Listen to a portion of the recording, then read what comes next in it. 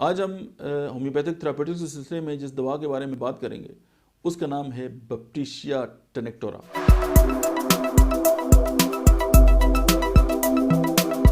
बिस्मिल्लाहिर्रहमानिर्रहीम, अस्सलाम वालेकुम। मेरा नाम डॉक्टर अहमद एजाज है और मैं सिविल होम्यो क्लिनिक से वडवाल से आपसे मुखातब हूँ।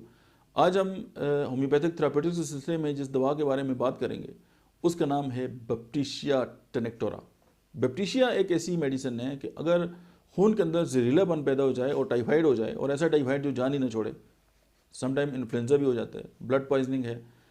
और इंटेस्टाइनल टॉक्सीमिया। देखिए ना, आप सारे जानते हैं कि जो टाइफाइड बुखार है वो स्मॉल इंटेस्टाइन के अंदर जब इन्फ्लेमेशन होती है साल्मोनेला टाइफी की वजह से, और फिर उसके साथ जो फीवर होता है, हम इसको टाइफाइड कहते हैं। ज़ाहिर है जब हम उसका टाफी डॉट वगैरह चेक कराते हैं, सोनोलॉजी वगैरह कराते हैं, उसमें जब टाफी डॉट उसका पॉजिटिव आता है, ये कुछ लोग ऐसे होते हैं कि जिनको हर साल जो है वो बार बार टाइफाइड होता है। अच्छा, अब इसकी क्या वजह है टाइफाइड की? होता क्या है कि जब भी किसी पेशेंट को टाइफाइड होता है उसको मेडिसिन लिखी जाती है, एंटीबायोटिक्स वगैरह इस्तेमाल करता है, मतलब फ्लोरोक्विनोलोन ग्रुप है, चाहे वो सिप्रोफ्लॉक्सासिन है, ओफ्लॉक्सासिन है,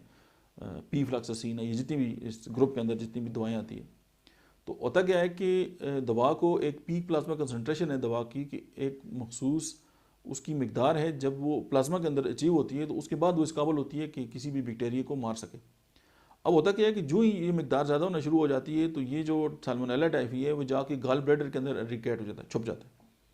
अब जो गाल ब्लैडर है उसके अंदर जो दवा की टिश्यू कंसंट्रेशन है वो बहुत कम होती है। अब ज़ाहिर है ब्लड जाएगा तो blood is a carrier of nutrients, oxygen and drugs, तो वो वहाँ पे उसकी जो टिश्यू कंसंट्रेशन है वो बहुत ज़्यादा कम होती है, जिसकी वजह से ये है कि उसने दवाएं खाई, उसके असरात जो ही दवाओं के ख़त्म हुए, इसके लिए फिर सजगार माहौल हुआ, ये बाहर आया, इसने फिर टाइफाइड कर दिया। कुछ लोगों को तो एक साल में 3-3-4 बार टाइफाइड होता है। अच्छा, अब होम्योपैथिक जो दवाएं हैं, ना तो उनको एब्जॉर्प्शन की ज़रूरत है, ना उनको जो है प्रोटीन बाइंडिंग की लिवर के अंदर ज़रूरत है, ना उनको जो है वो बॉडी से सिक्रीट आउट होने की ज़रूरत है, क्योंकि होम्योपैथिक दवाएँ जितनी भी हैं वो मटीरियल में नहीं है, वो इमटेरियल मेडिसिन है, वो डायनामिक है। अब बैप्टिशिया जो है वो एक ऐसा प्लांट है कि उसमें अगर हम बैप्टिशिया दें तो विद इन नो टाइम जो है वो पेशेंट जो है उसको टाइफाइड से जो है वो निजात दिलाती है। उसकी वजह कि इसने जाके वाइटल फोर्स को ठीक करना है, और वाइटल फोर्स ने ऑर्डर देना है, और वाइटल फोर्स की जो कमी बेशी है उसने सेट हो जाना है, और बॉडी इस काबिल हो जाती है कि वो जो टॉक्सिसीमिया है हमारे ब्लड के अंदर, और या टाइफाइड जो है उसको ख़त्म करने की पोजीशन रखती है।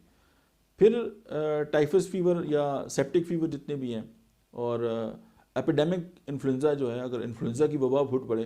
तो अगर आप जो बैप्टिशिया अगर वो दें तो पेशेंट जो है उससे भी जो है वो महफूज रहता है। फिर एक और बात है कि इसके जो पेशेंट है वो ये समझते हैं कि उसकी जो बदन है उसके टुकड़े टुकड़े हो रहे हैं, यानी उसका पूरा जिस्म जो है ना वो टुकड़ों में बट गया, तो अपने जिस्म को जो है वो इकट्ठा कर रही है। अब ये उसकी सेंसेशन है, उसकी फीलिंग्स है, और उसकी जो हड्डी, मतलब एक एक हड्डी में दर्द होता है और दुखों से टूट चुकी है बिल्कुल। और इसका पेशेंट जो है उसका चेहरा आप देखेंगे कि वो बिल्कुल स्याह रंग हो जाता है टॉक्सीमिया की वजह से,